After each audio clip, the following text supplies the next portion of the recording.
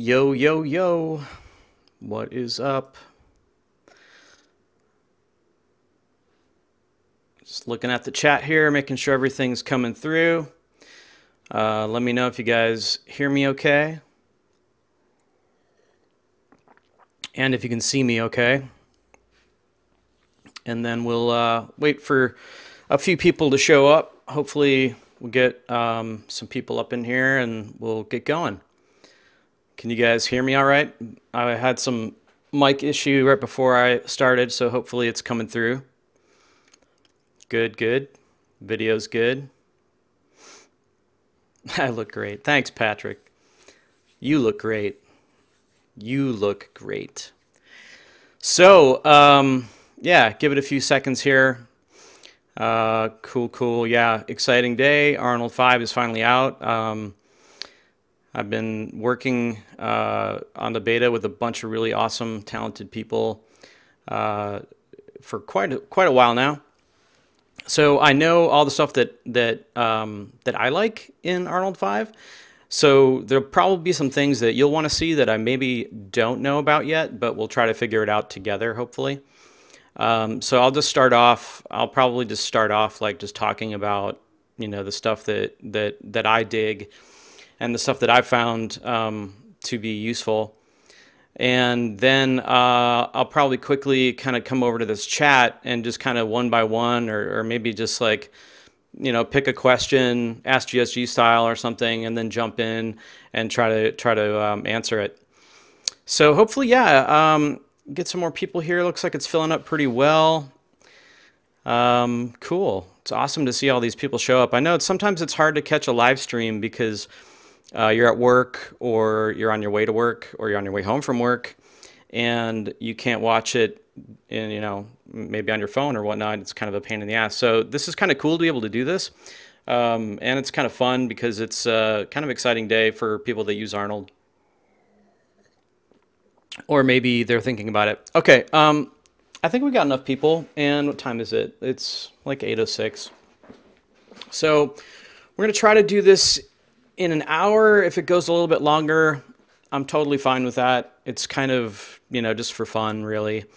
So yeah, let me start off by saying I do not work for Autodesk, Solid Angle, any of that. Obviously, I work for Grayscale Gorilla, and I like Arnold a lot. It's one of the renderers that I actually use on a day-to-day basis.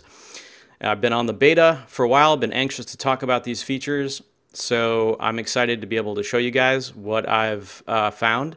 And a big shout out to Marcos and everybody at Solid Angle for putting together a great release. And also big shout out to Peter Horvath, who is the developer for the Cinema 4D implementation with Arnold. And he is a fantastic developer.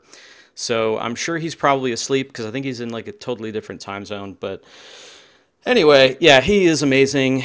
The whole team is just great. They've been really receptive to all the ideas that the beta team has had. So a lot of what you see in the Cinema 4D implementation is due to the beta team and Peter working together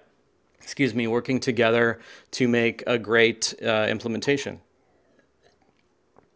All right, so you guys ready to jump in? Well, before I begin, let me just jump in here and switch to my machine. So before I get too heavy into it, the big thing that everybody was asking is, oh, is Arnold 5 finally, GPU? Is it finally GPU? And it is not GPU yet. I think the way that I heard it is that they wanted to get 5 out the door and stable before they jumped into doing the GPU implementation. So not yet, but it's on its way from what I've heard. Okay, so I mean, you can go to their website and see all of the things that are new in Arnold. I think they've got like a whole press release somewhere on here, actually. Actually, let's try to find it. Arnold 5 press release, because it'll give me something to kind of go from here.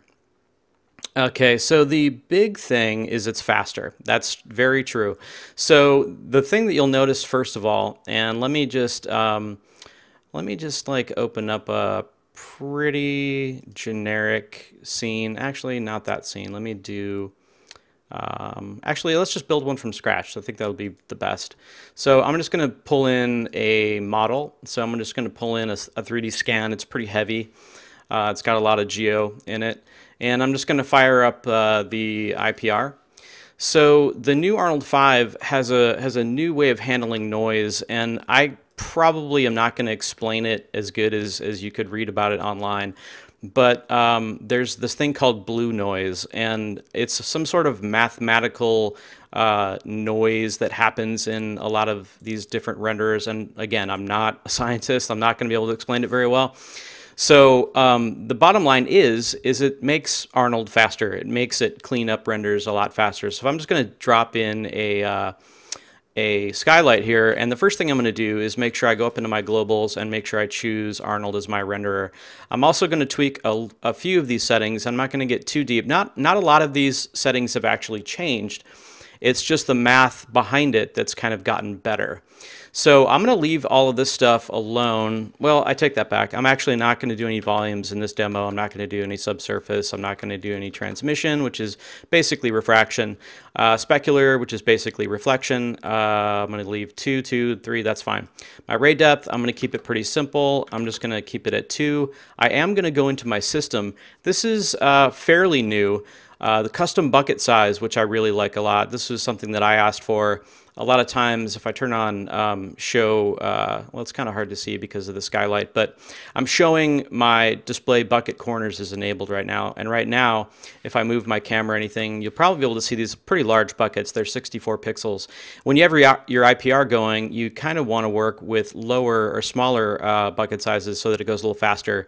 So I usually, turn this on. So what this does is it separates the bucket size from your IPR and from your render. So if I hit render on this right now, it's going to use my actual regular 64 pixel bucket size. And yeah, that resolved pretty quick. Took 6 seconds, but there's really not much going on, so I can't really say you should be impressed. So let's bring in an HDRI in here just to kind of, just so we have something to work from. So HDRI Link works with Arnold 5, of course, so I'm going to go ahead and put that together really quickly here.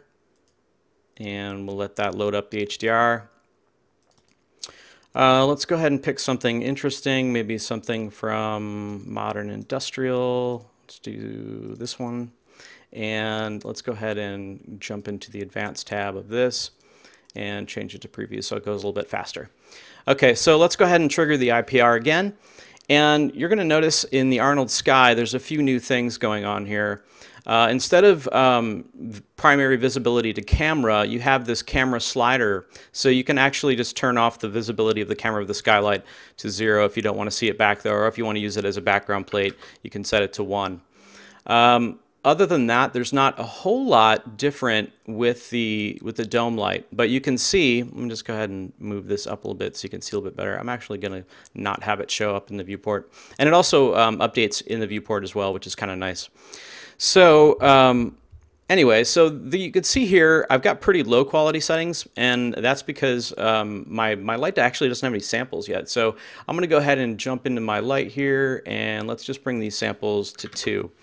And I'm just going to, wow, it already converged right there. And in fact, I probably could crank up my camera AA up to 4 and you'd get an even cleaner result. But I'm going to leave it at 3 just for now. And I'm also going to bring my amount of my samples up to 3 so we get slightly cleaner. And so let's just go ahead and look at it without any GI. So you can see it's resolving a lot faster to a final image than it had before. And it's pretty apparent in dome light, but where it's really apparent is actually in the quad light. The quad light has, which is, just a fancy word for area light, has been super optimized, and it's actually like, I mean, it's pretty unreal how nice it is and fast.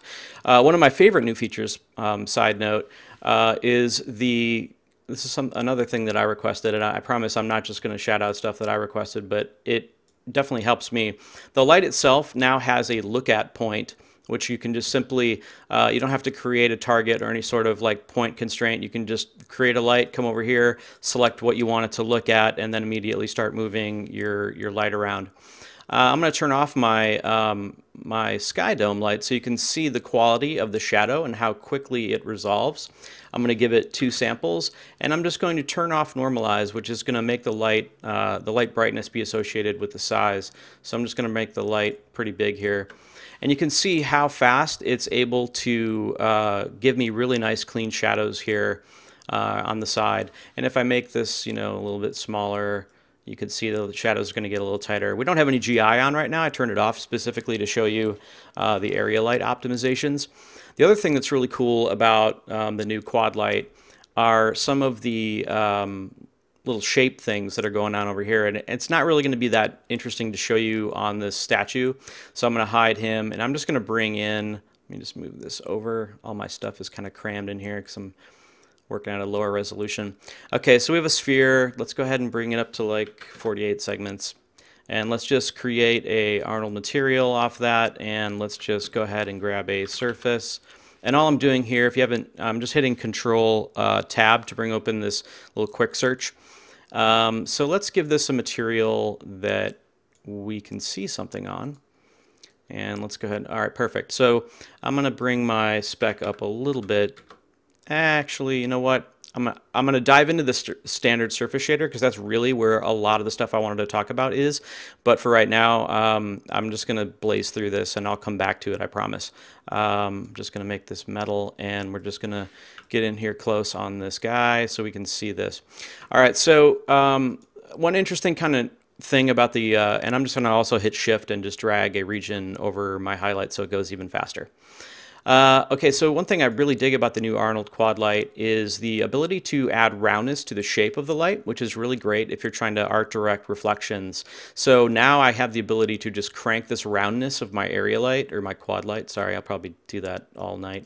And then I also have this ability to change the softness of that edge, which is really kind of nice to be able to dial in your studio reflections and whatnot. In fact, if I bring all these down, you also have this thing called spread, which is going to kind of take the spread of the area light and bring it down to, let's say, maybe a really tiny point if you want to try to make it look, I don't know, like a spotlight or something.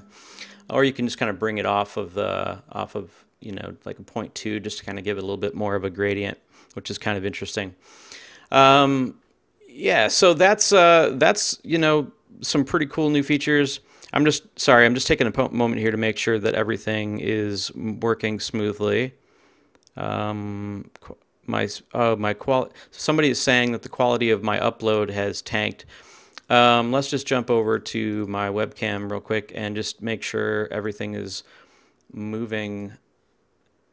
How's the quality? I'm sorry, I'm just taking a bit. Somebody just texted me and said that the quality was kind of crappy coming out of the stream. So can you guys confirm whether or not it is crap or not, essentially?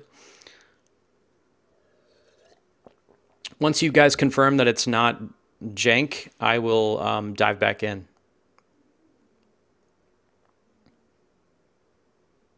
Waiting. Oh, it looks good. Looks fine. Okay, so Patrick was lying to me. Okay, so anyway, sorry. Back to business. So let me minimize that.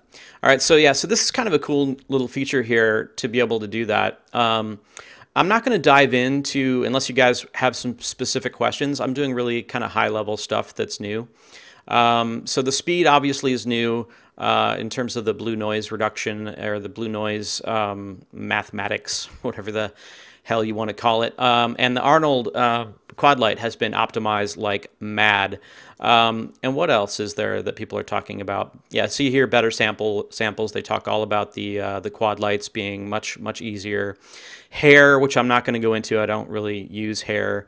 Standard surface. So this is, let's go ahead and start talking about that. And for that, I'm going to actually bring open our statue model again. And I'm going to turn on our, yeah, I'll turn that on.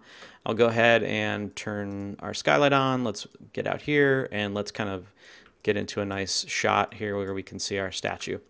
Okay, so here's our statue. We still don't have any GI on. I'm going to actually I'll give it one bounce just for, you know what, we don't need it for this, but I'll leave it on just to have it. And I'm also going to select a slightly more dramatically lit HDRI so that we can see something a little bit more interesting in terms of our shape. So let's go ahead and there we go. All right, so now we've got more interesting lighting going on, so I can show you the new shader. So I've already got a shader on our sphere. I'm just going to right click on my scan here and say create an Arnold material. I'm just going to try to maneuver everything to make room so that we can still see. I'm just going to drag a a region over this, and I'm going to grab my standard surface. So this is the new Arnold Uber shader. And at first it took me a while to kind of understand how it worked, because it's using a bit more of that PBR metalness vibe, which I was totally not used to. And so it took me a little while to understand it. So along the way in the beta, they decided to add these like little material presets, which are really useful. So it starts off, it defaults with plastic, as you can see here. And right now, I believe, yeah, I'm not sure why we're not seeing any reflection of our, weird. I don't think this is actually assigned. That's odd. Okay, that's right. Oh, okay, I don't know what happened there, but for whatever reason, that material was like hanging up on me or something. So that's dead. We don't need the quad light anymore. This dude's on. Okay, cool. So let's go ahead and select that material. And I'm just middle clicking the shader to bring open the Arnold shading network. Okay, so right now we've got a black plastic. So let's bring it back to a default, which is white, this white plastic. So again, everything is just kind of using this new workflow, and it's kind of an interesting workflow. It takes a little while to get used to, but I'm going to show you how it works. So like if you're doing like a plastic, like you want to do like a red plastic, it's already kind of set up for that. You know, it's got the IOR down here of 1.52, which is kind of a plastic AIOR. You've got everything in here that you could possibly need. You've got transmission, which is basically refraction, subsurface. You've got your coat, which I'll go over in a second. You've got your emission to turn it into a light source. So I could just like crank this up and now this guy becomes a light source. So everything is kind of in one shader, which I really love. And I just like the fact that a lot of this stuff is very user-friendly. I think it's kind of easy to understand. So if you wanted to turn this from a plastic into a metal, you could come over here and just go metal. And what that does is it's going to turn your metalness up to 1. Now you're probably saying, well, okay, well, why is it red if it's metal? Well, it's because it's taking the base color into account. And so if I bring this to like a black, let's say, you can see it doesn't actually work the way you think it would. In the old standard shader, you might have like a black diffuse and a completely hot spec with like a high IOR to get a metal. That's not the way it works now. It's a little bit different. So this is the color contribution to your metal. So there should be no color contribution if you're doing like chrome or whatnot. So the base color here becomes white. And now if I go to my metal presets, what these are preset physical IORs to give you really super realistic spec. In fact, I can go to aluminum. It's not really much of a difference there. If I go to copper, it gives you a really nice copper. Gold obviously is gold. And you've got all these great starting points to get metals. And if you were doing like a lead, but you wanted it to be like a little bit more rough, immediately you can get like a really great metal without really trying that hard, honestly. And then what's also cool too is like if you have your own, if you want to save your own custom IOR, like let's say you create your own. Let's bring this down a little bit. You want to do your own custom IOR and edge. I think it's called like edge something, edge tint, I believe it's called. You could actually save your own and make your own and stuff, but so far I've just been using the presets and tweaking those. I haven't saved any of my own stuff yet. And then right below that, you've got your transmission, which is what you're going to use to make glass. So if I came up here, I could just hit glass. And right now, this dude is not even, he's not going to be transparent because I don't have an Arnold tag on him yet. So let's throw an Arnold tag on him and make him not opaque. And now he will hopefully, if I turn on actually some refraction and transmissive rays. I got to get used to saying transmissive because that's just, it's not natural for me to say that for some reason. Okay, so now he's glass. And the roughness is tied directly from the spec to the roughness of the transmission. So if I turn this down to, let's say, 0, he becomes a completely transparent glass. Let's see, what else? You also have this this depth factor here. So like, let's say we wanted to bring our spec down on this glass completely to 0. And he's probably not the best candidate to use this on, but I'm going to show you anyway. So I can change my transmission depth to 10 centimeters and give it like a color. In this case, I'm going to use like red. And this, it's not really doing it justice here. In fact, let me just dive into, let me just, grab that sphere again and throw it onto the sphere and make sure my sphere actually is not set to be opaque. And there we go. So let me hide this dude. And now let's back him off maybe over here. And let's also make sure that there is, okay, good. Nice. Not really. Okay, that must be the refraction. Okay, cool. So let's go ahead and make a, actually we'll turn this off, turn our quad light back on, and let's go ahead and put this dude in the center. So what's interesting about the transmission, and here's why I like it, it's really great for surfaces that are maybe, you don't necessarily need subsurface because maybe you're doing like a really diffuse look, and that's where this comes in really handy. So if I were to let's say duplicate this guy into a what do I want to do? Okay, I'm going to put him into a cloner, and let's go ahead and make it a grid, and let's go ahead and add a random effector, and let's go ahead and do a yeah, we'll do scale. So we're going to do a uniform scale 0.5, and that's good. And let's go ahead and add. We're going to do the typical kind of GSG simulation tag, rigid body. Yep. Okay. Collisions, all. Force, we're going to have it stay where they are. In fact, I'll bring it up to 5. I'm just going to hit play on this so that they all kind of explode out. And I'm going to zoom way out and grab my light and pull him way off to the side. And let's go ahead and make that pretty big. Perfect. Okay, we'll hide our floor. So you can see this is like, you got your subsurface balls look. Not that I don't condone the use of subsurface balls, but there you go. So using transmission and transmissive depth and scatter, you can get this like really simple scatter, which is nice for a lot of things where you don't necessarily want the cost of doing ray traced subsurface scattering. So if I turn this into, let's say, skin, and I said, okay, I want to use like a real ray trace subsurface, I just turned it to skin, it automatically changed my base color, and it automatically turned on subsurface. Now I don't have any subsurface samples, so I'm going to go ahead and give it 2.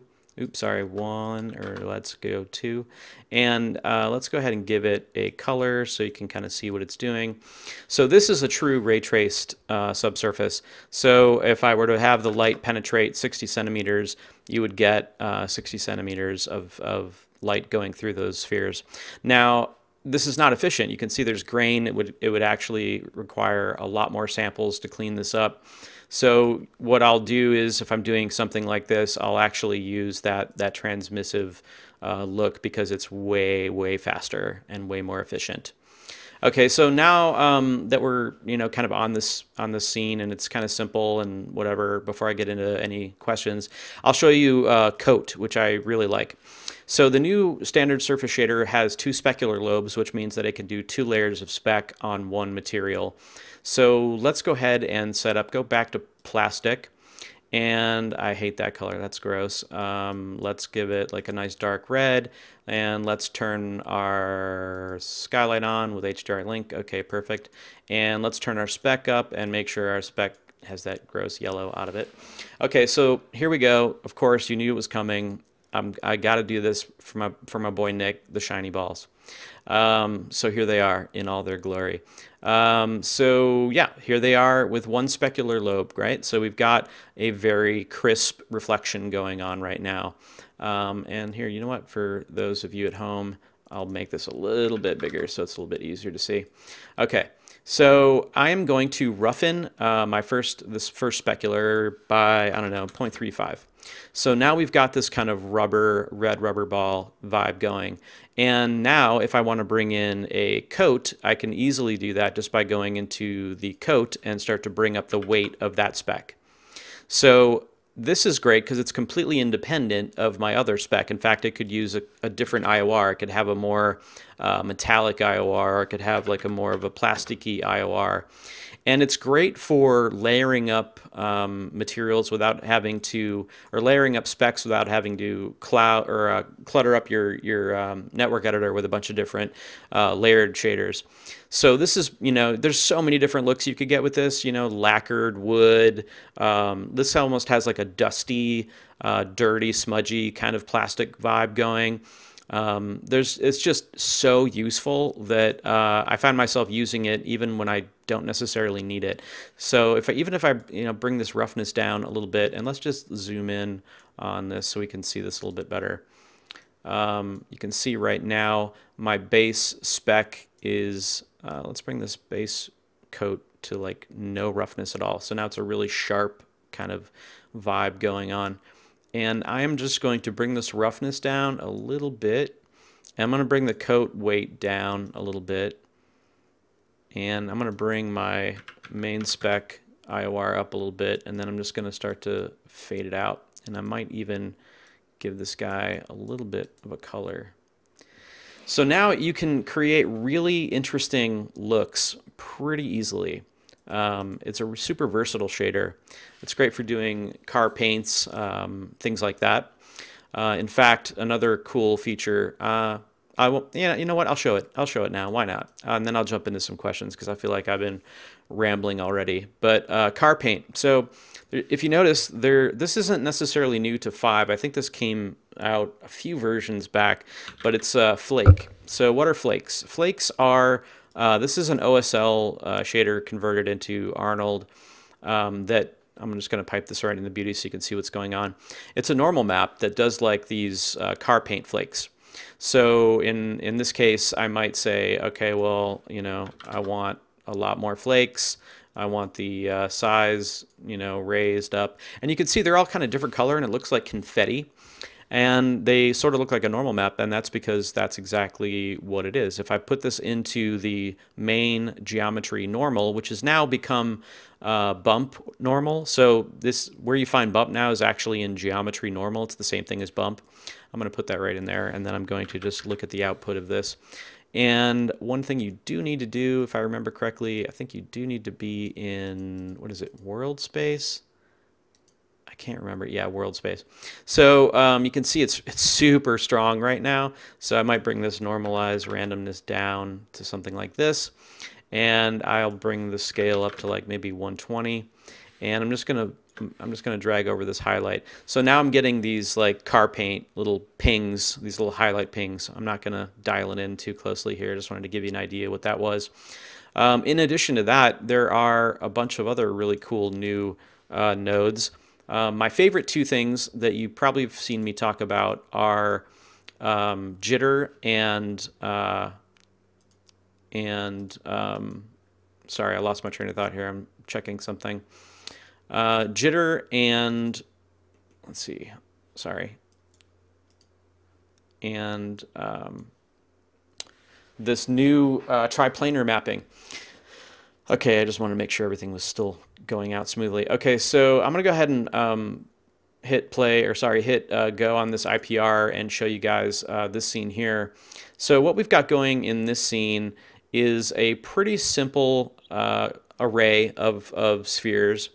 And you can tell here, if I zoom in, we've got a grunge map on these spheres. Now, what's interesting about this scene is that there's one shader driving all of these different materials. And there's one texture map. There's not multiple texture maps of grunge. There's one texture map of grunge, and it's all happening right here with jitter.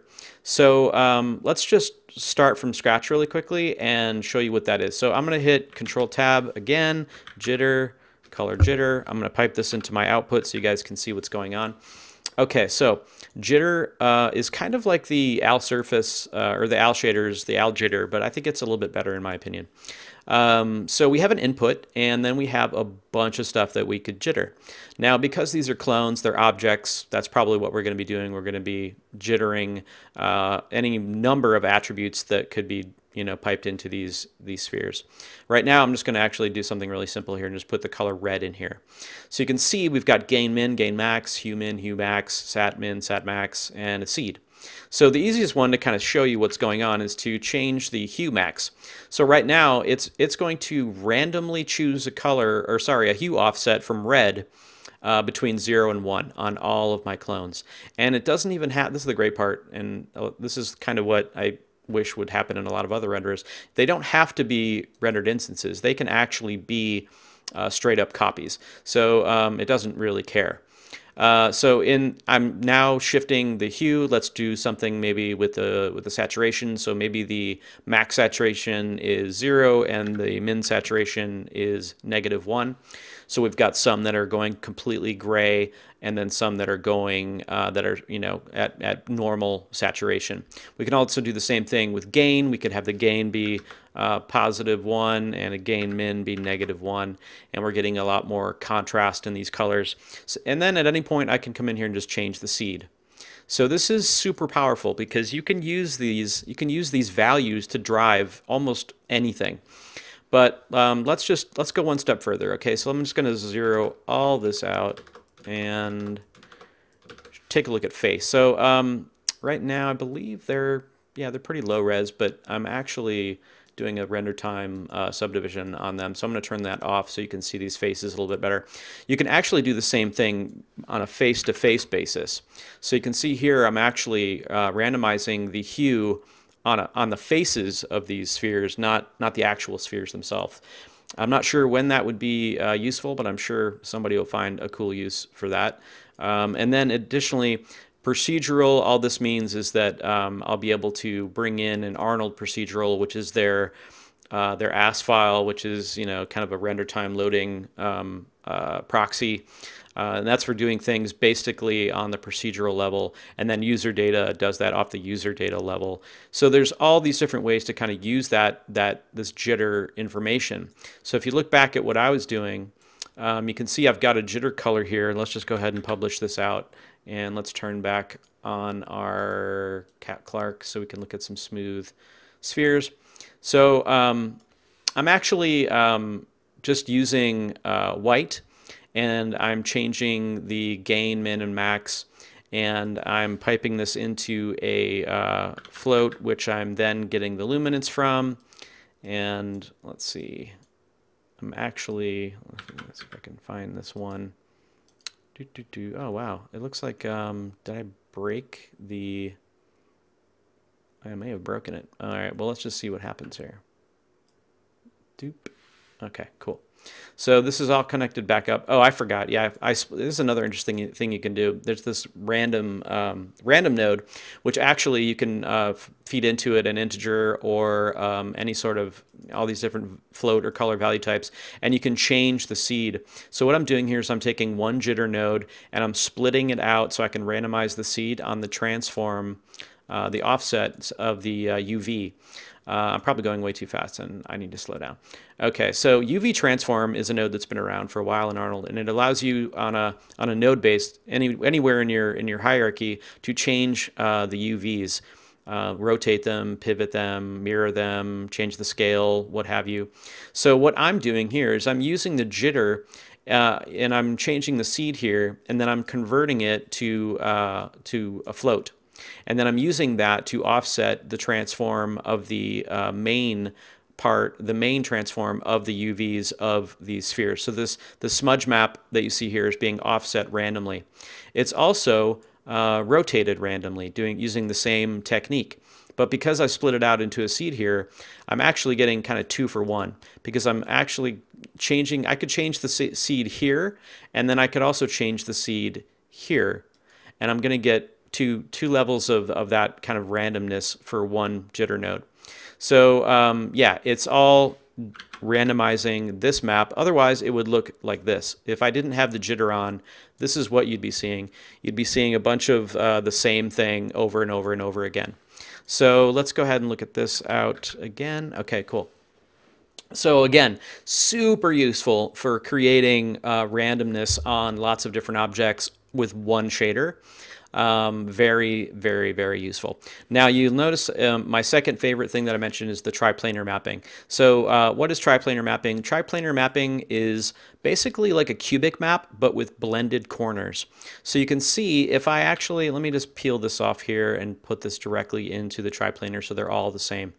All right, so without triplanar mapping, and I'm mapping onto a sphere, hopefully you can see that. It's kind of dark, I just realized. But anyway, we'll see if this works. So I'm going to go ahead and just look at the output of this map. And you can see on the seams, it just looks horrible. You're seeing the pinching from the Catt-Clark subdivision surface that's going on. You're seeing the seams and whatnot. In fact, I could turn this off and say none, and it's still kind of crappy. I mean, it's using a spherical map. If I change this to cubic, you also would see seams on the edges. So this is kind of what the triplanar is like without any of that blending. It's actually a cubic map, and it just looks horrible. So by using triplanar, if I just pipe this into the triplanar and I bring my blend down to 0, you can see what it's doing is it's taking these edges off of like a cubic map and blending them. So I'm going to bring this blend up to like a quarter. And now I'm getting really nice, I didn't have to UV this, I'm getting really nice projection on every angle on these guys. Now, so, I mean, that's something that I've been wanting for a really long time. I've used the Al Surface had a triplanar map, and I use that all the time, but every time I wanted to, like, you know, render on a farm or whatnot, not sure if they had Al Surface, and so it's kind of nice to have this triplanar mapping built in. It's really great, actually. So let's go ahead and put this all back together. So this is really great, great workflow stuff. I feel like I'm forgetting something, but let me just see. Yeah, tons of new utility shaders. Curvature has been improved. But yeah, I mean, I've already been talking for a while, so let me jump into the questions. And like I said, I'm probably forgetting like 20 million things right now. But all right, I'm gonna jump into the questions and answer. Why don't you guys, like, if there's something you want to see, just call it out, and I will try my best to. Somebody slagging Cinema 4D in here. That's funny.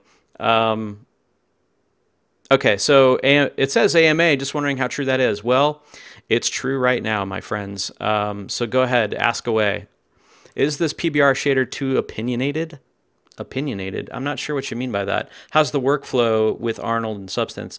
The workflow with Arnold and Substance is really good. It's very simple. There's really not much to it. So yeah, hit me with some questions. I'm here for you. In fact, I think there is a Substance node that I can just dive in and show you that really quickly, actually. So in here, if you wanted to load a Substance, you would just, you know, come over here, hit plus Substance, grab that, and you would go into your pipeline, Substance, load Substance, and you would find a Substance, and then you would actually just drag it in here, and then you would choose what output channel you wanted this node to represent. So that's how you would work with a Substance. Hopping back into the chat. Free upgrade? I don't know. I don't know. Like I said, I don't work for these guys. I'm just a fan, and I've been on the beta, and I know a lot of people out there that were looking to know what was new. So I believe it is, but I'm not don't quote me on that. I know a lot of people today have been downloading it and using it with no problem, and they didn't have to pay any upgrade fee. So let's see.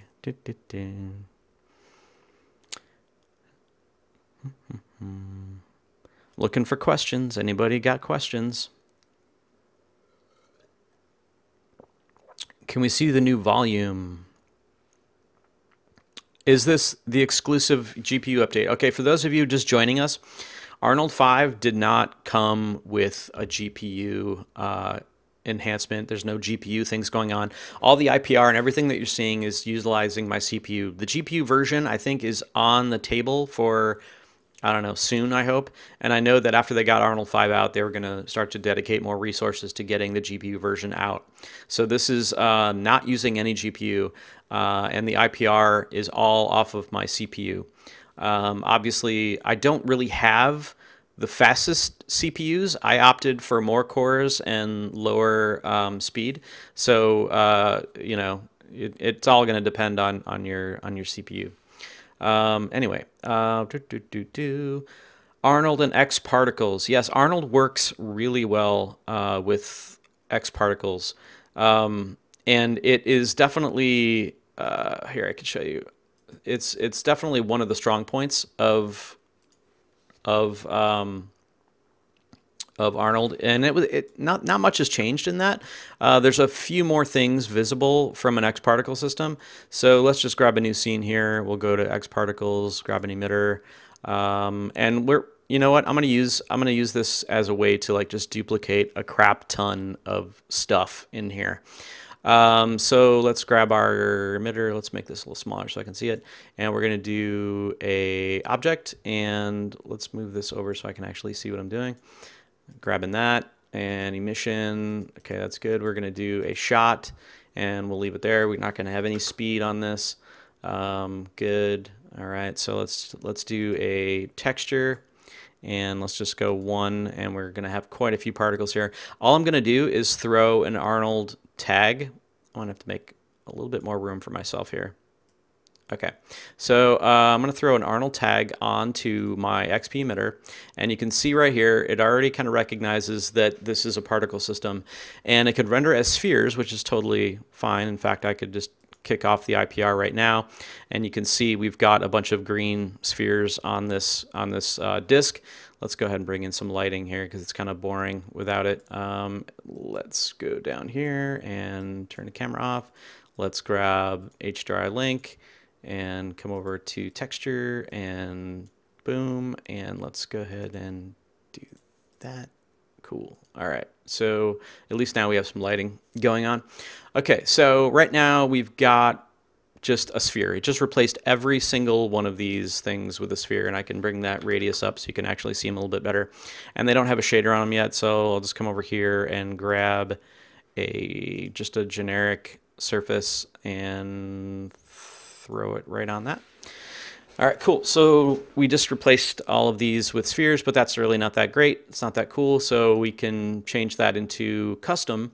So let's bring in a model. Let's see, something.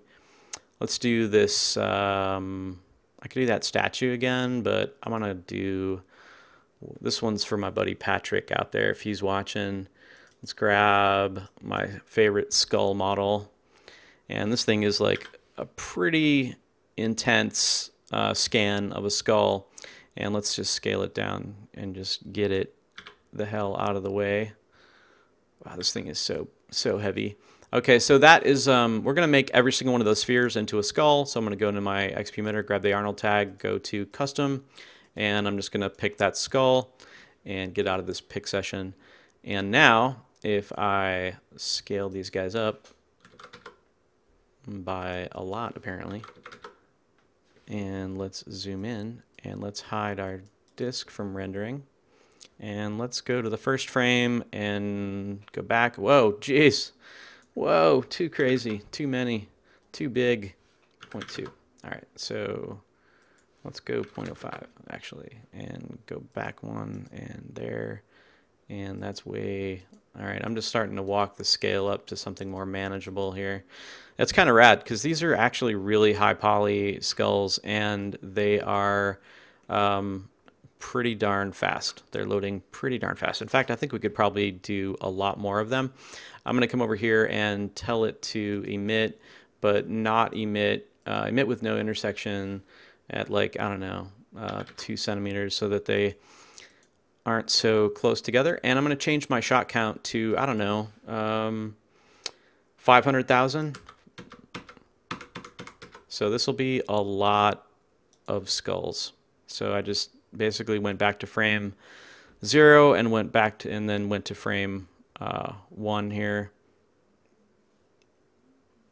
And did I crash it? I might have crashed it. Maybe I found the limit. We'll see. Let's see if it comes back. It should be able to handle that, no problem. I guess because I didn't actually bake that into an AS file, that was probably my bad. I should have done that, but I've had it handle this amount of geometry before. Well, I'll consider this crashed, but I'm gonna go back to the chat and see if people are still asking questions.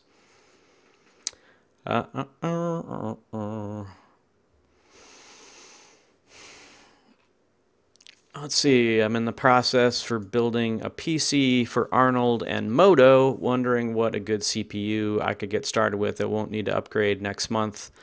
My motherboard has 2 slots. What? If you're upgrading your CPU, I don't get that question. For MoGraph, Arnold is probably overkill for MoGraph. Octane would be better for that. I'm not really sure I understand that question. Thin-walled feature in the new standard surface, soap bubbles. Yes, good one, Greg. I will actually show you that. It's pretty rad. Let's go back in and let's grab a, actually, you know what? We'll just, did I die? Oh, I think I finally actually came back to life. Perfect, because I'm actually going to start a new scene. Okay, so the thin wall stuff is kind of sweet. Let's go ahead and grab that, and we'll grab a sky. And this time I'll do the same thing. I'm just going to grab an HDRI link and texture, drop this in. And for this one, I'm going to find like a nice outdoor Z1. Let's do that guy. And we'll change our resolution on this to preview so it goes a little bit faster. And bring the camera. We don't want to see it in the viewport, but I do want to see it in my camera. So there we go. Okay, so let's just kind of move our camera over here. Okay, so let's do that thin wall kind of look. I'm going to right click here and grab an Arnold material. Come over here, Control Alt, Standard, Surface. Good. All right, let's grab glass, and that's good, except for we need to create an Arnold tag on this dude and tell him not to be opaque. Cool, so now that's good. Let's also increase his subdivisions so he's way smoother. I'm also going to fix this zoom because it's kind of ratty looking and change that to 48. Cool, just gonna do a little region around there. And this time, since we, one thing you have to get in the habit of when you're using Arnold is just being aware of what you're rendering. So right now we're not rendering any volumes, so I'm not going to give it any of these types of samples. In fact, there's not even any diffuse in here. Transmission, there's only going to be about 3 levels of refraction in here at the most, so that's all set. So now this is going to be a little bit more efficient. Let's go into system, make sure I have my custom bucket size. Cool. All right, so that's set up, and now we're ready to try this thin, the thin thing, the thin film, yeah, and thin-walled. So I can turn on thin-walled. Boom, there we go. Look at that. We got some bubbles going on. Couldn't be much easier than that, but it's not. Doesn't end there. We can actually grab a thin film shader, which is going to give us these awesome-looking kind of rainbow gradients. In fact, I could kind of start tweaking, start tweaking these numbers here to get a really interesting looking bubble, and then I could throw that into my spec color. And now we're getting a bubble. And I might actually tweak that a little bit more. I mean, you could do this and it's like all super scientifically accurate apparently, but honestly, like I would kind of prefer to do it by hand using a like a facing ratio. So if I grab like a facing ratio and I pipe that out, I can look at that and say, okay, it's basically like a Fresnel shader right here. And I can just dive in here and say, all right, I'm going to pipe this into a, actually, let's just have it selected. Control Alt, grab a ramp. And we need ramp RGB. And wow, that's weird. It didn't try to connect it. That's odd. All right, we're gonna have it drive. We're gonna have that facing ratio drive this ramp, and we're just gonna look at the output of this ramp. And I'm just gonna start to actually, you know what? I'll just load a preset, and we'll do like a rainbow. And you could do something like this, and then that could feed into your spec color. And then that's kind of gonna be kind of stupid though. It's gonna look crazy rainbowy. But you can start to delete some of these colors until you find something that you dig. And I'd probably have some reference for this. I want to say it's like goes to like purple to green. So if we did like a green and did like a purple, oh God, that looks terrible. Probably need some better reference for this. But yeah, I would do that, and then using the facing ratio node, you're going to have a lot more control going into a ramp in terms of like how the fall off is happening, what colors you want where, and then you could also take these colors here and make them far less saturated so that they're not being as obnoxious as I had them be. So yeah, that's a quick and easy way to kind of do those bubble effects. Let's look at the chat.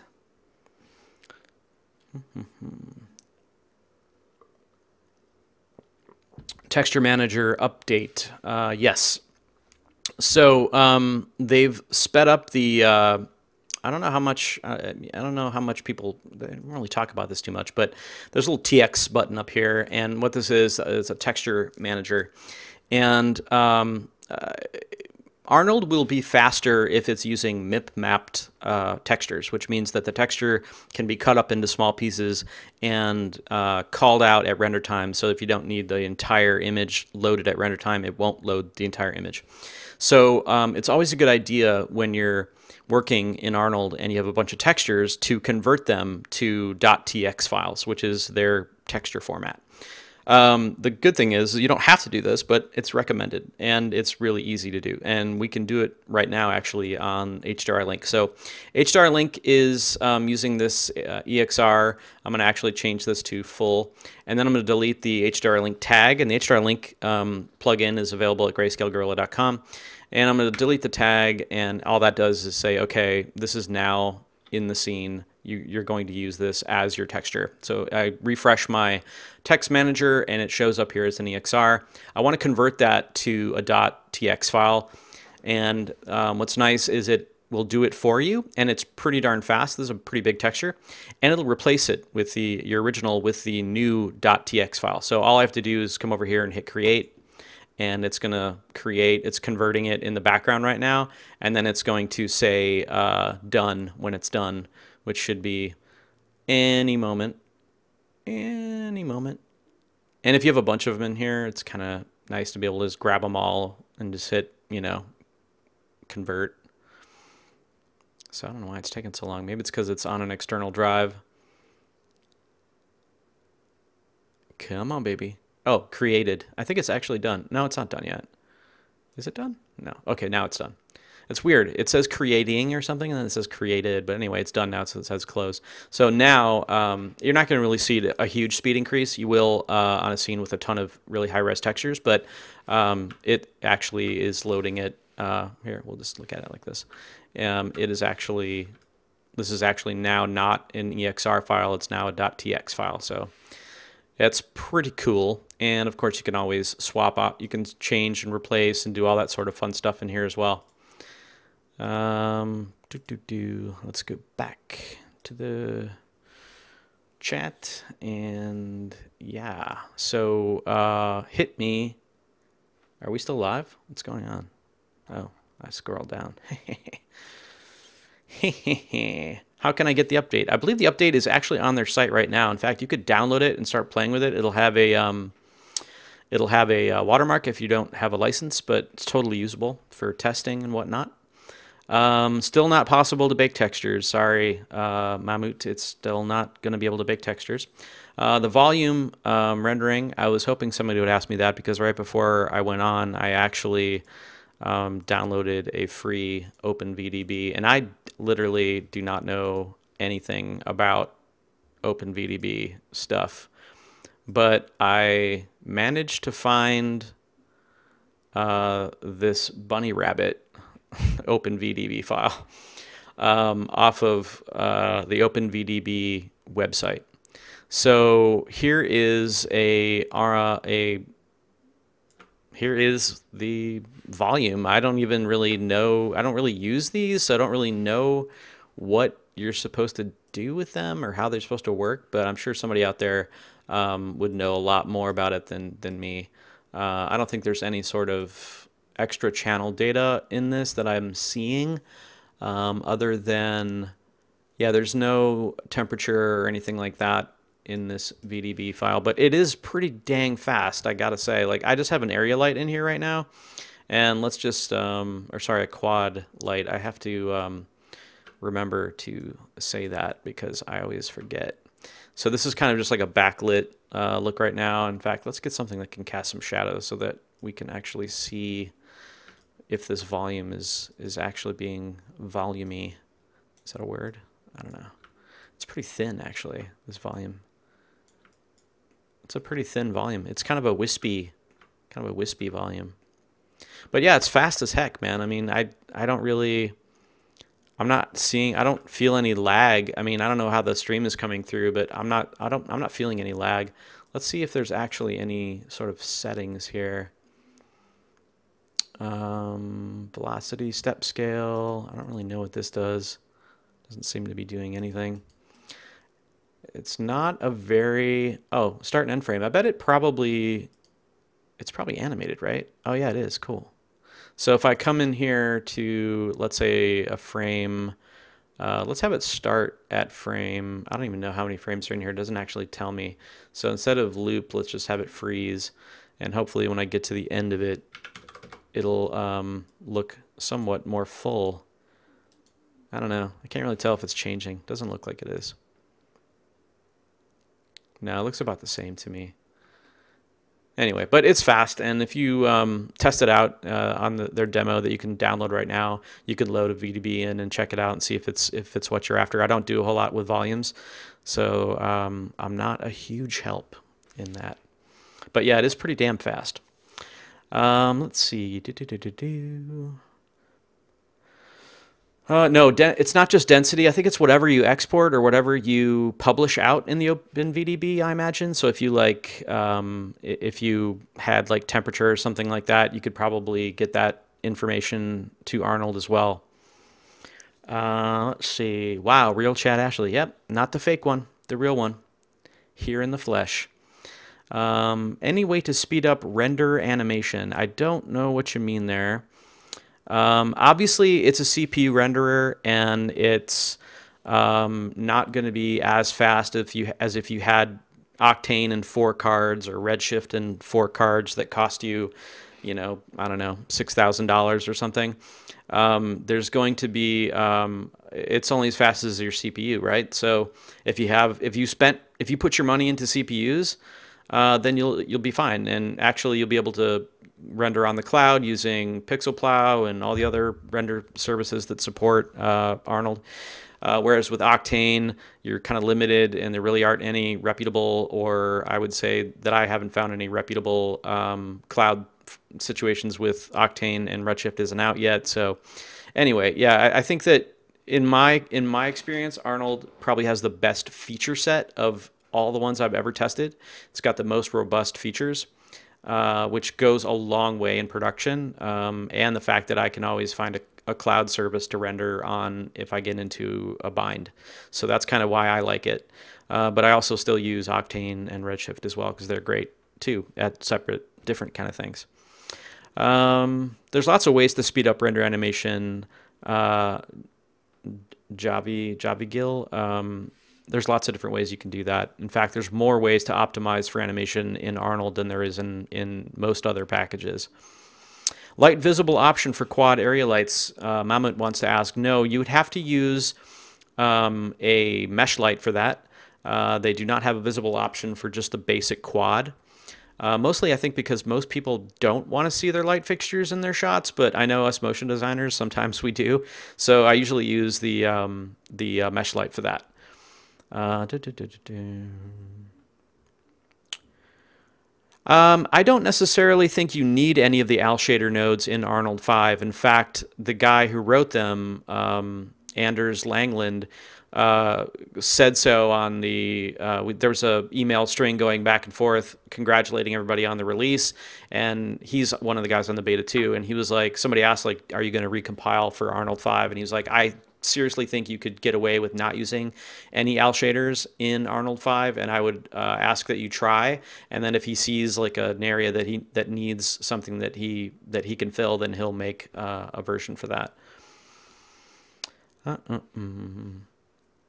So, oh, Brograph guys are here. What's up, dude?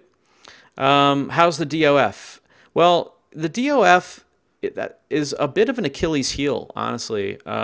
It's not, because it's CPU based, it is victim to what I think a lot of CPU renderers, including physical, kind of fall into. Let me just try to find that scene.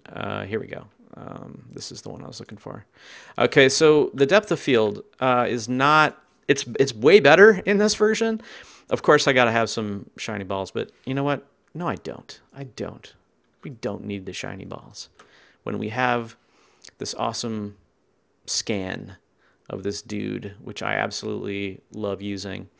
Okay, so boom, let's get up on him. All right, so let's add a camera and do some depth of field, and you're going to quickly see that for a little bit of depth of field, it's awesome.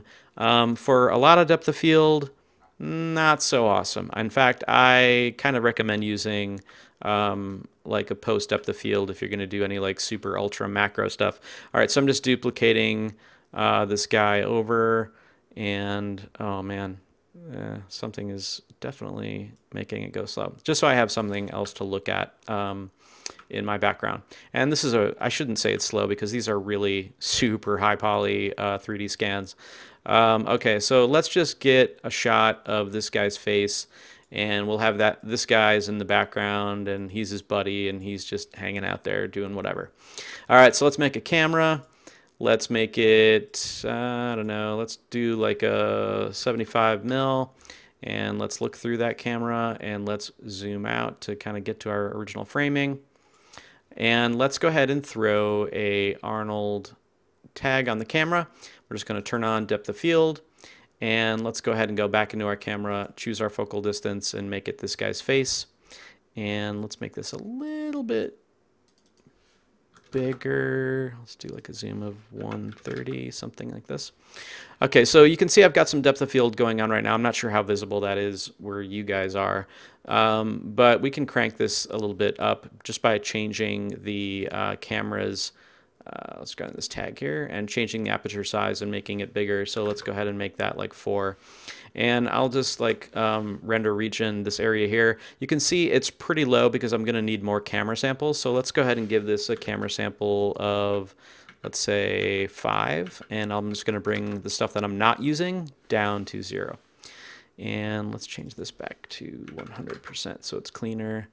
And let's do this one at 100%. And this is another great thing about render region, is that you know, you can just quickly come in here and look at something at 100% of your output size without having to load the entire image. Great for look dev. So I don't know if it's visible right now, but it's kind of noisy. And this is faster than it used to be, but it is not going to be great for like super ultra macro stuff. I could crank this number up to like 8. But it's still going to have just a little bit of grain to it. Actually, it's not that bad. I take that back. It's pretty darn good. I mean, if we made this aperture size like 9 or something, and it was like really trying to blur out. See, the difference is that if you have 4 GPUs working in Octane or Redshift on this depth of field, then it's splitting that math. It's like you could, in order to get an equivalent workflow, I would have to have like way more CPUs than I have right now, and way higher, way more powerful CPUs. This isn't bad, but it's not really what it's made for. It's not really a good idea to do this kind of macro depth of field in camera, especially in Arnold. I would recommend doing it in post, using like full shift lens care or something like that. So yeah, back to the change the view, please. Oh, did I not change it? Oh shit, did I not change it? Oh shit, sorry guys. I got screwed up there.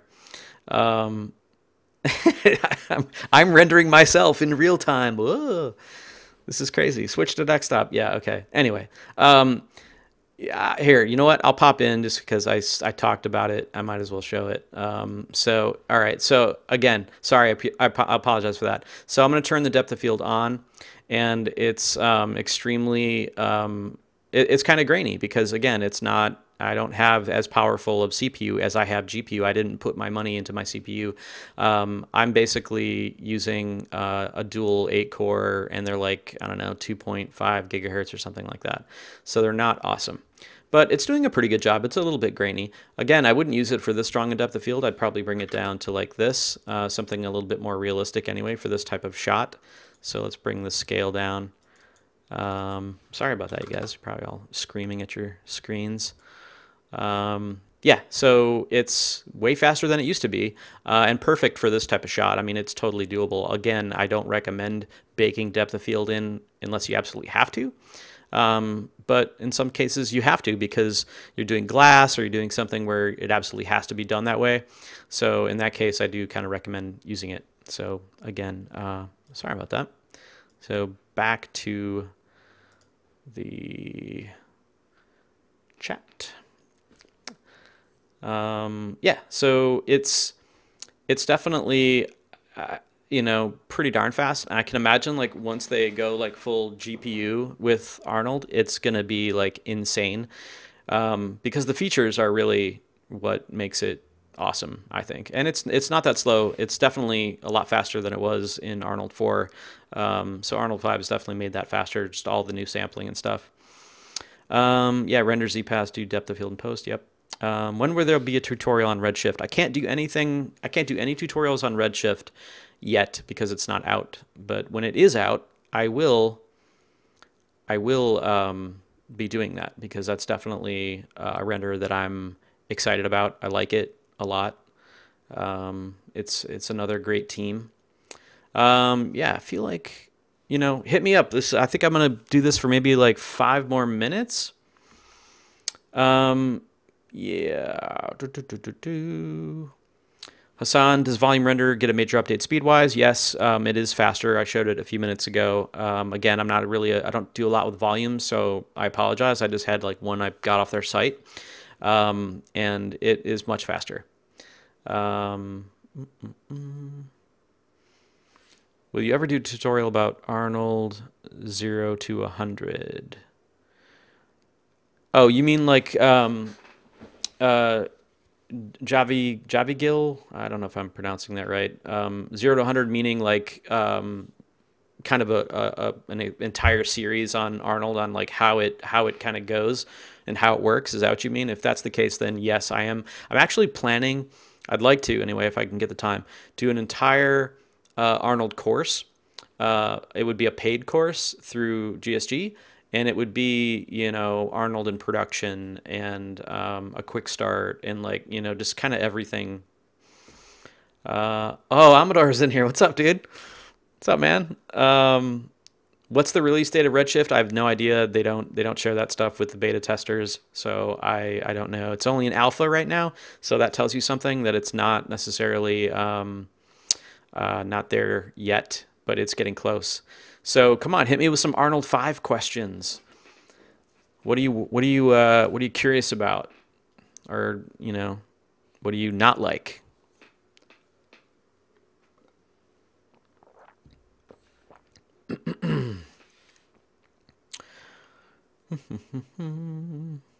Can you use the data like age and X particles to drive Arnold shaders? Yes, you can, Kent. That's a fantastic question. I haven't actually done it. I've been kind of not doing a lot of X particles lately, but let's see. Let's just see if we can make it happen. If we can't make it happen, I can get Trevor Kerr on my phone and he will tell us how it is done because he does that stuff all the time. All right, so let's grab a new scene. Let's go ahead and grab X particle emitter, and I'm just gonna like do it default style and just let it cook. Just gonna literally, these will be my particles. And let's go ahead and grab a Cinema 4D. Hey, yep, cool. So we're gonna make these into spheres. Let's go ahead and turn them on, and there they go. And look at that, Arnold's even trying to keep up when I hit play. That's pretty rad. I wonder if it'll actually get pretty close if I just region over it. Yeah, that's pretty close. Not bad. Okay, so these are all just little spheres right now. And let's go ahead and bring that radius up to like 3 or something that we can actually see. Cool. And there's no shading on them, so let's grab an Arnold surface. And let's go ahead and drag that onto the emitter. And there's no lights in our scene. Let's grab a quad light. Again, I love this new look at feature, so I can just grab my emitter and then, oops, I actually grabbed itself. Oh, that's got to be some sort of breaking the laws of physics. Okay, so let's make this bigger so we can see these guys, and let's make sure our quad light is normalized, is turned off. Okay, cool. So here we've got a bunch of spheres emitting from this guy, and we're going to try to get some sort of data out into these particles. Now this is probably where I'm going to totally screw this entire thing up. Okay, so I know there's data to be gotten.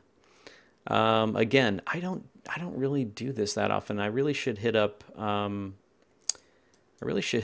my buddy Trevor, because I am going to completely mess this up. Let's see if anybody, let me see if Trevor is actually around. I'm just looking at my phone. I'm gonna call him. That's what I'm gonna do. Let's put him on speaker. Should we put him on speaker? Yeah, that'd be fun. Actually, I'll put him on speaker. Let's see if he answers. He probably won't. I'm calling Trevor Kerr right now because he's the expert in all things X particles and Arnold.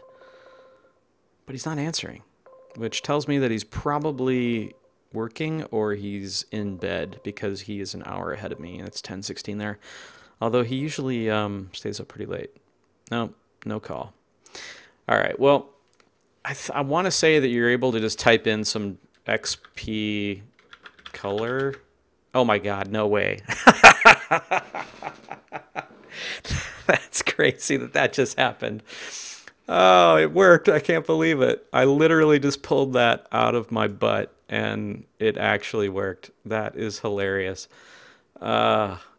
That's the kind of thing that I just love about Arnold and the developer. And it just like, oh, let's just type in something that kind of makes sense. And then it worked. And so, yeah, now if you look here, if I probably am going to have to rewind though, or at least go back. Okay, yeah. So, yeah, so look at that. Pretty cool. So I was able to get the XP color data right from there. So I can actually just pipe this right into my base color. Oh my God, that is just so funny, dude.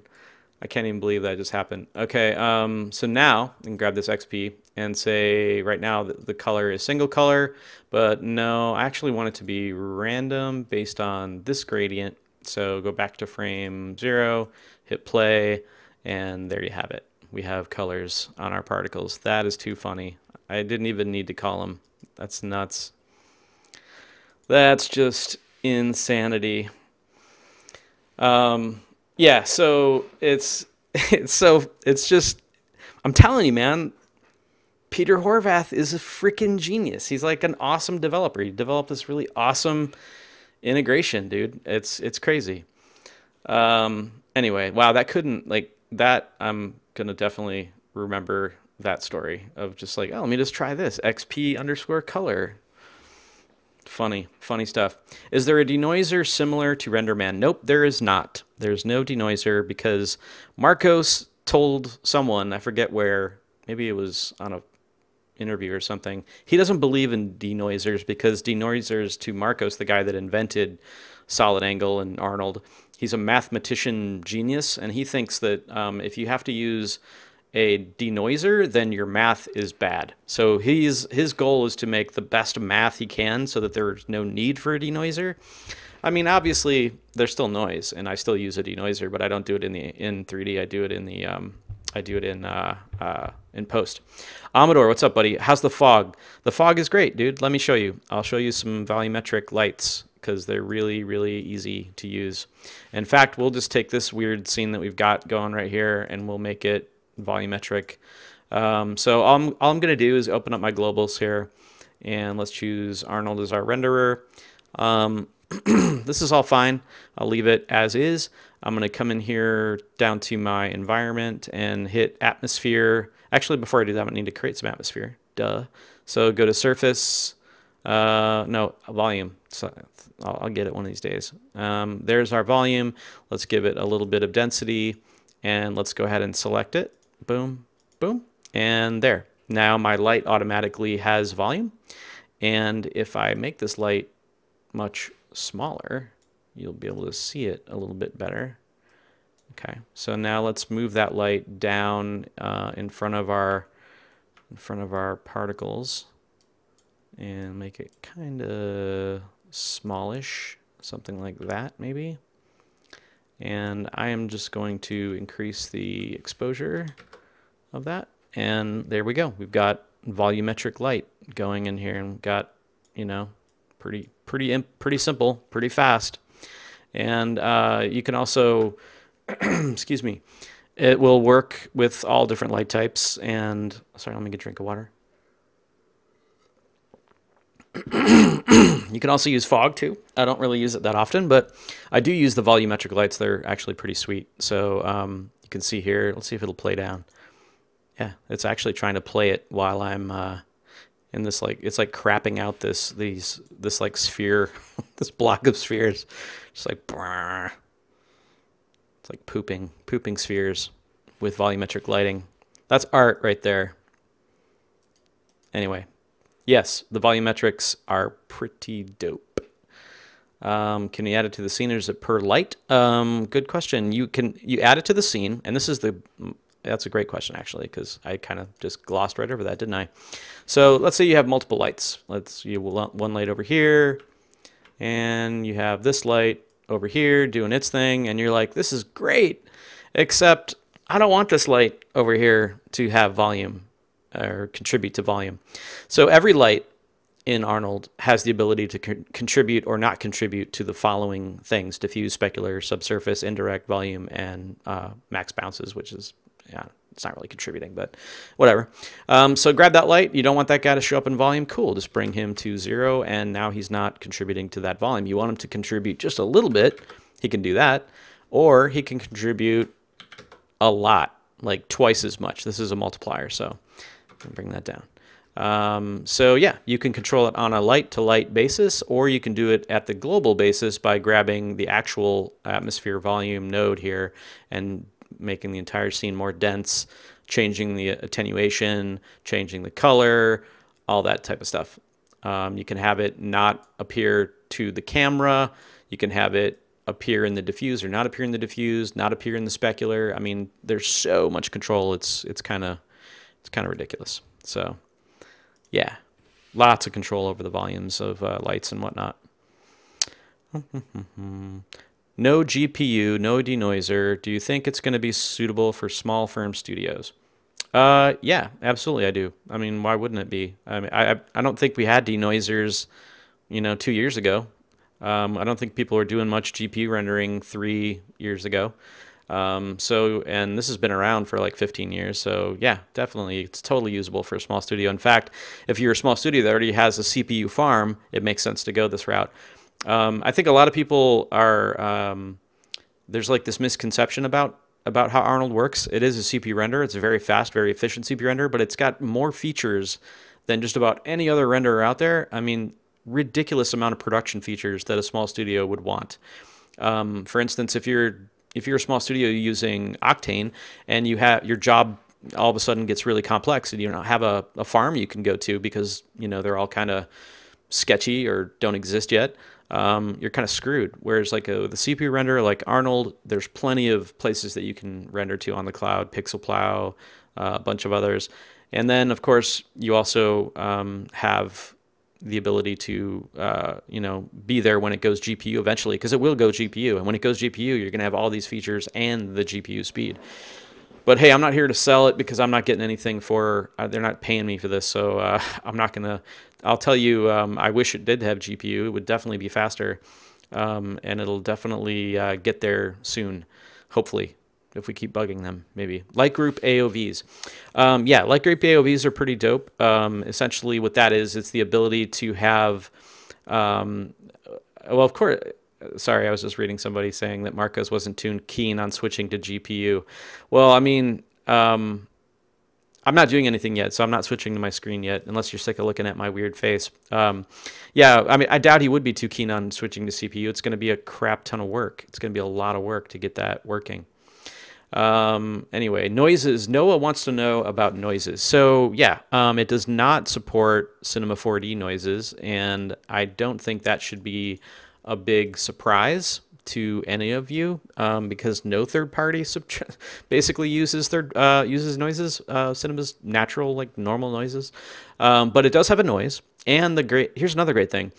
It supports OSL. It supports open shading language. So that means that if anybody using the OSL language creates a noise, which I think you can actually, if you like Google and you Google OSL procedural noise, I was doing it earlier today, as you can see.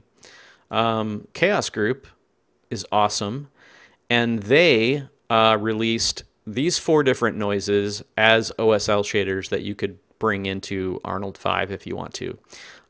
It does have its own noise too, though. It's got, the regular noise, which is very useful. It's got, octaves and distortion, the typical noise stuff.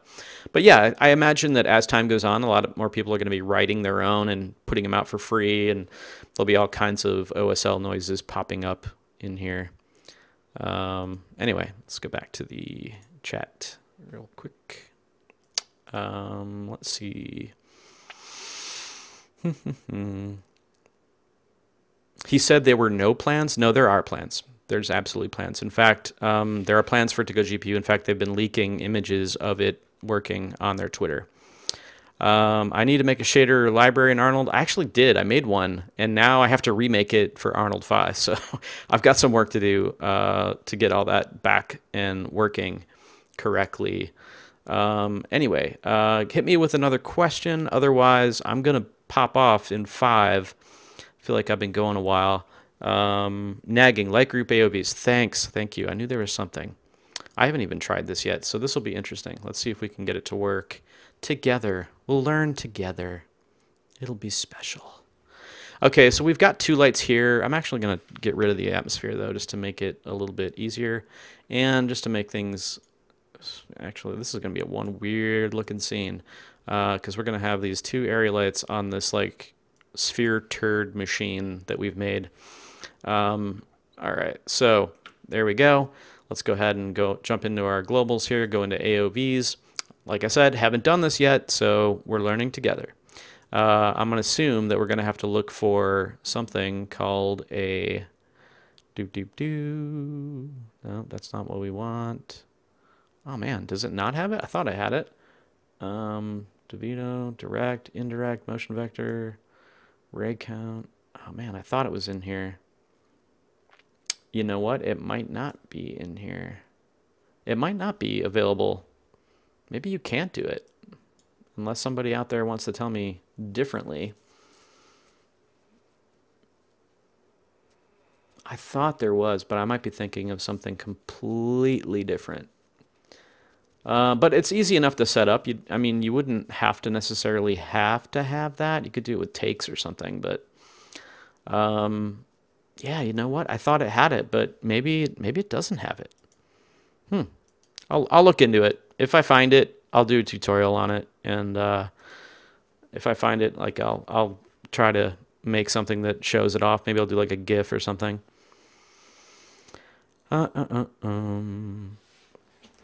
Corona and V-Ray support C4D's native noises, though. Yeah, they probably do. I don't use those tools, so I couldn't say.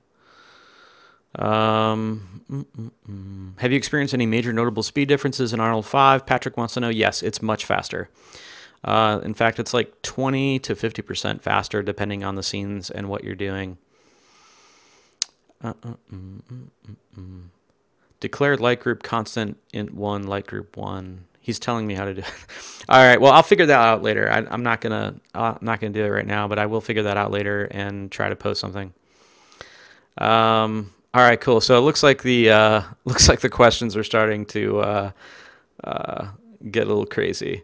So unless you have an Arnold 5 question, I'm gonna start powering down. Boom, boom, boom, boom. Thank you, Brograph. I can't wait to drink a beer that you've bought me, or maybe a whiskey. Who knows? We'll see how we feel. But I am looking forward to NAB. It's going to be great. What's weird is, like, if you see me at NAB, my presentations at the Maxon booth, I'm not actually doing any rendering stuff. Well, nothing like with actual, like, I'm not doing any shader stuff. It's all going to be like workflow stuff, like all the tips and tricks that I've learned on how to, like, whoa, do you see that? My hue lights automatically are timed to go out at 9:30. They're telling me that it's time to go. I can't show hair because I don't have any hair, and it's just something that if I start doing hair, I'll just be too jealous, and I won't be able to sleep, and that's just the way it is. So thanks everybody for thanks a bunch for coming in and checking this out. It was really fun. I want to try to do this more because it's kind of cool, kind of fun to hang out and just, look at stuff and answer questions. So yeah, I'm haunted. Yeah, I am. It's my hue lights are telling me that I'm done. So anyway, thanks for everybody, all these awesome people coming on from all over the world. I love seeing that. That's so cool. So yeah, we will see you next time or in our podcast, which we'll be recording on Monday. If you haven't checked out our podcast, I highly recommend checking that out. All right, guys, take care. We'll see you next time.